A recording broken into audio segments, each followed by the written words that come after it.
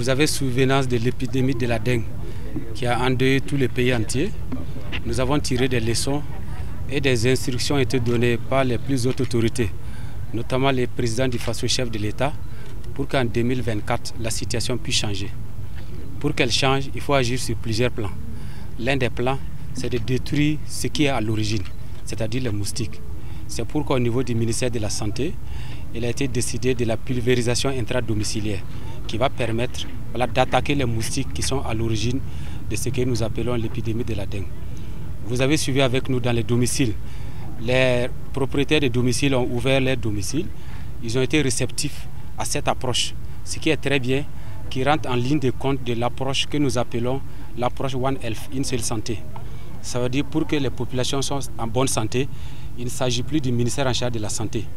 Il s'agit du ministère en charge de la santé, du ministère en charge de l'environnement, le ministère en charge des ressources animales, le ministère en charge de l'agriculture, le ministère en charge de la jeunesse, tous les départements, parce que mettre dans la main que nous allons travailler pour assainir notre cadre de vie et au besoin donner les médicaments à ceux qui sont malades. C'est sur toute l'étendue du territoire national. Vous avez vu qu'après les domiciles, nous sommes venus sur un point d'eau temporaire où il y a les larves.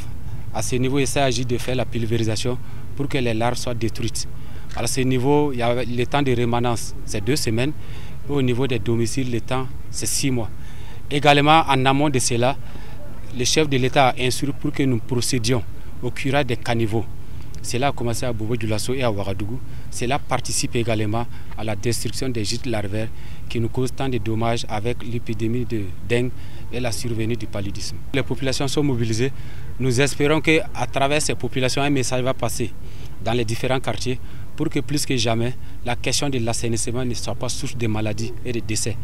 Vous avez vu que le PDS est mobilisé, le PDS de la ville, le PDS de l'arrondissement, il y a le gouverneur de la région du centre avec des ministres. C'est un problème national, mais individuellement, nous devons contribuer en assainissant notre cadre de vie, en détruisant les gîtes larvaires individuels pour endiguer l'épidémie de la dengue pour 2024. Nous disons à chaque fois qu'il ne s'agit pas de salir pour ramasser. Voilà, dès que vous produisez un déchet, sa place c'est une poubelle.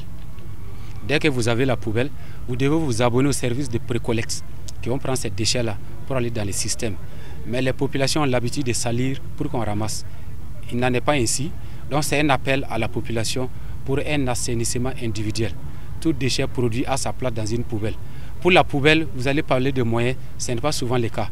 Un vieux sac de riz, un vieux sac de maïs peut servir de poubelle. Une vieille assiette assez large, vous pouvez mettre vos déchets dedans, un vieux seau.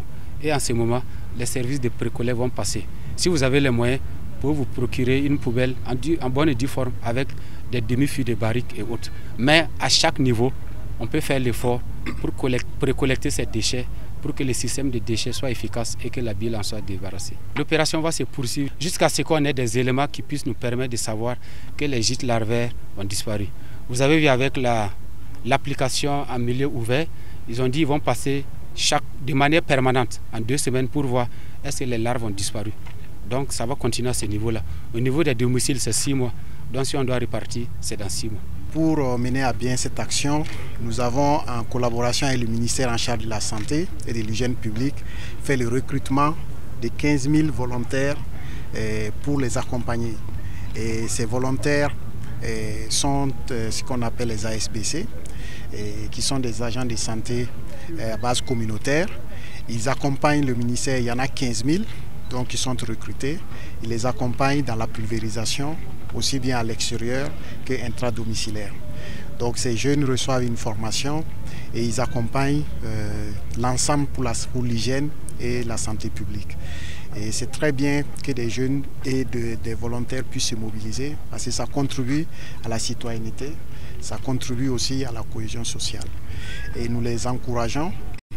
Cela les aide à participer à l'effort qui est fait par le gouvernement. Et nous envisageons pour eux d'autres issues après le travail de volontariat.